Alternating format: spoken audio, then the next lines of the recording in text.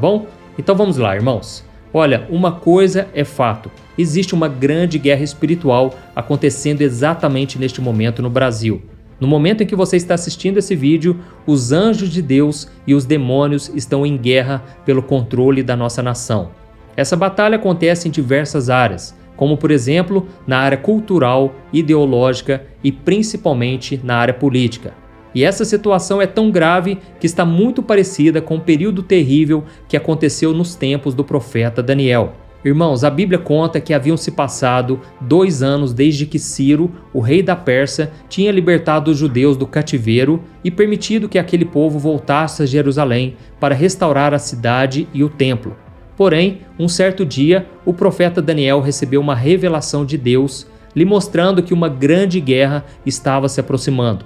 Daniel ficou com muito medo pelo seu povo e ele ficou tão triste que ele fez um jejum de 3 semanas. E a única coisa que ele conseguia fazer era orar para que Deus tivesse misericórdia dos judeus.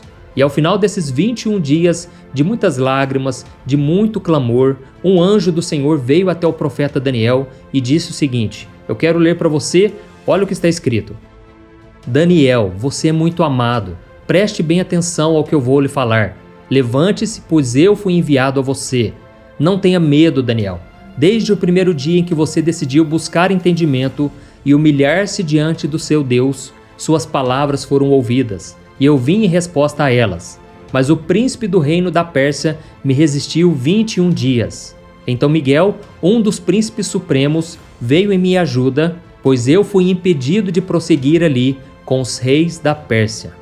Olha isso, irmãos. O príncipe da Pérsia nessa passagem não se refere a um homem, mas sim a Satanás, que não queria permitir que o povo de Deus retornasse a Jerusalém e reconstruísse o templo do Senhor. Esse príncipe fazia oposição a Miguel, um arcanjo de Deus que é chamado na Bíblia de Príncipe Supremo. Ou seja, existia naquele momento uma grande batalha de governantes espirituais que iria influenciar na decisão dos governantes terrenos. Ou seja, irmãos, a guerra que estava para começar no mundo físico, onde Daniel vivia, já tinha começado alguns dias antes no mundo espiritual. E ela foi tão grande que o anjo demorou 21 dias para conseguir chegar a Daniel e lhe entregar a mensagem que Deus havia enviado a ele. E é exatamente o que está acontecendo aqui e agora no Brasil. Enquanto o país vive a expectativa da maior e mais importante eleição presidencial de sua história, os exércitos de Deus e Satanás estão lutando no plano espiritual pelo futuro da nossa nação. E você pode estar se perguntando agora: o que Satanás pretende fazer de tão grave no nosso país? Qual é o seu plano? Irmãos, ele quer implantar no Brasil valores e princípios contrários à palavra de Deus que vão causar dor e sofrimento em todos nós cidadãos brasileiros. E tudo isso poderá vir através de uma grande armadilha maligna chamada marxismo, que é uma corrente ideológica criada por um homem chamado Karl Marx, que envolve a política, a economia, a cultura e a sociedade, que é usada pelos governos comunistas. E pode ser que você discorde de mim agora, dizendo que o marxismo defende as classes mais pobres. Há ainda aquelas pessoas mais alienadas que afirmam que Jesus era comunista.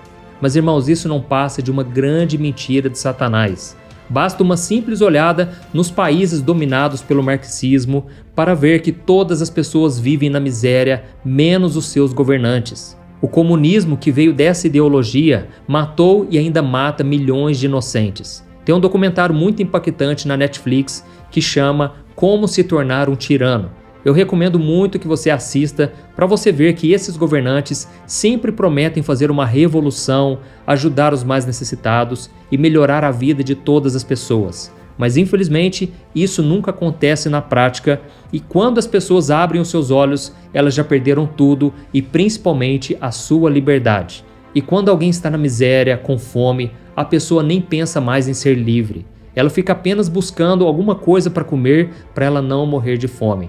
Por isso, irmãos, nós que somos cristãos devemos refletir muito sobre essas coisas e não concordar com as ideias do marxismo, porque elas vão totalmente contra os valores cristãos, tá ok? E as diferenças começam pela criação, por exemplo.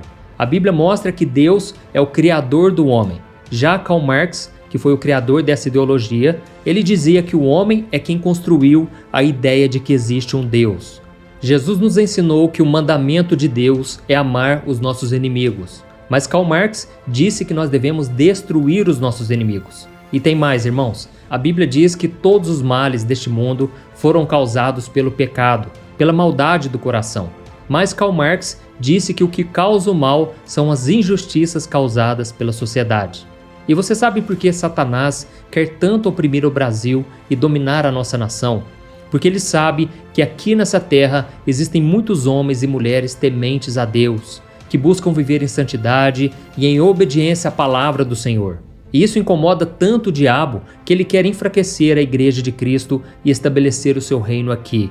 E isso, irmãos, nós não podemos deixar, não podemos ficar de braços cruzados assistindo essa guerra acontecer sem fazermos nada. Como filhos de Deus, nós devemos vestir a nossa armadura espiritual para ficarmos firmes no dia mau e permanecermos inabaláveis, conforme está escrito em Efésios capítulo 6.